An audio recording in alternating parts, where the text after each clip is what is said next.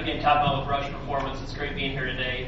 To give you the Cliff Notes version of what we do, 3 years ago we partnered with Propane and Education and Research Council to develop a variety of products.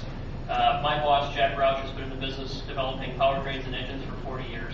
A lot of people have asked me, well, you guys do NASCAR racing, you do high-performance Mustangs, but really what we do is efficient engines, whether it's making them go fast or go green. So obviously as Ford's powertrain guys for 35, 40 years, we partnered with PERC and decided that propane is the way we're going to promote alternative fuels here going forward for the next several years. We've got a variety of products, F-150, F-250, F-350, E-Series products. We're working on some car applications we'll be bringing out here in the next 12 to 18 months. We've got a variety of over 500 dealers selling our product, promoting our product, servicing and installing our product. Propane itself is the third most common engine fuel worldwide.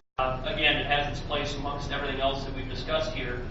We just have chosen to partner with the propane guys, and we've done a lot of work talking to fleet customers, and really the key message was how do we reduce our carbon footprint and how do we save money? And the applications we've chosen are helping our customers do just that. Great. Fantastic. I'm going to lay down just a few ground rules before we start asking questions. Each one of the members up here are members of my coalition, and I'm going to expect that even if you don't agree with what they're saying, that we're going to be respectful of who they are and the fact that they've come here to talk with you. So we're open to questions, talk with them, but we're going to be respectful, and each one of them deserves an opportunity to speak, so we're not going to hone in on any one person, okay? So those are the only ground rules that I want to lay up front.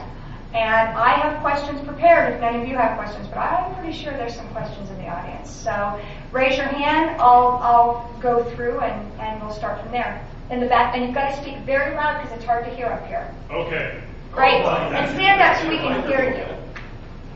For the gentleman here. Wait, there's three of them. All three. All right. So in regards to propane, ethanol, natural gas, from the extraction to coming out the tailpipe, how do your emissions compare to gasoline? Which emissions? The global emissions in terms of greenhouse gas emissions. What's that? Greenhouse gas emissions. Okay. Right. NOx and SOx. Right. California Energy Commission. Let's talk about greenhouse gases. California Energy Commission is in the process of setting up this very complicated low carbon fuel program, and they've gone out and they've generated tons of data to compare all these things on a well-to-wheels basis. And on greenhouse gases, that's exactly what you always have to look at, the well-to-wheels basis. Greenhouse gas for natural gas vehicles, 22% less than diesel, 29% less than gasoline. And you can't fix that with a filter. It's a basis. I mean, you can improve the efficiency of an engine, but if you improve it for gasoline, you'll therefore improve it for propane, you'll improve it for natural gas. So it'll always go up and down together. 22% better than diesel, 29% less than gasoline. Is that the answer? No, it's not the answer, but it's moving in the right direction. As to other emissions, the other one that's very concerning right now is nitrogen oxides, a key to smog. Our heavy-duty engines produce about 1/6 of the nitrogen oxides of the best diesel engine on the market. Having said that, the emission standards keep getting tighter and tighter and tighter on heavy-duty engines and light-duty engines. And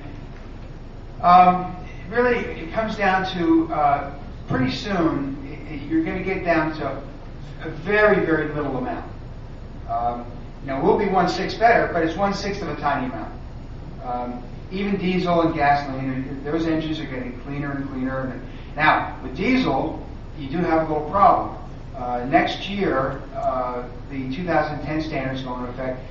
In 2007, they had to cut their NOx by 50% and their particulates by 80%, or 90%.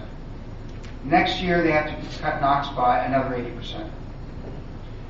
The way most engine manufacturers of diesel are going to do that, they're going to inject something called urea into the waste stream. So you get, the engine runs, out comes the gases, you inject urea, and then it combines with the nitrogen oxides in the gas stream, and it converts it to nitrogen.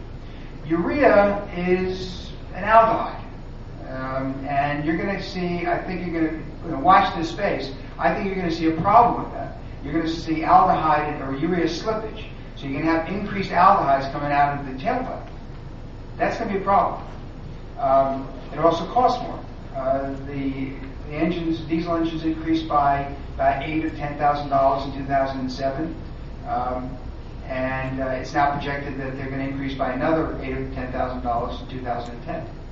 So that's sort of, watch this space on the standards, because how that's going to be, how that's going to actually play out, we're going to have to see. Since no one has actually indicated what their price is going to be for the 2010. Okay, Ronnie, do you want to answer for ethanol? Ethanol, it depends. If you're going all the way back to most of the, we've had more questions probably about energy balance over the past 15 years than we have the emissions. But with the EPA's, the way the rules are being written for the RFS2 right now, I believe their average number on ethanol emissions is 16% less than unleaded gasoline.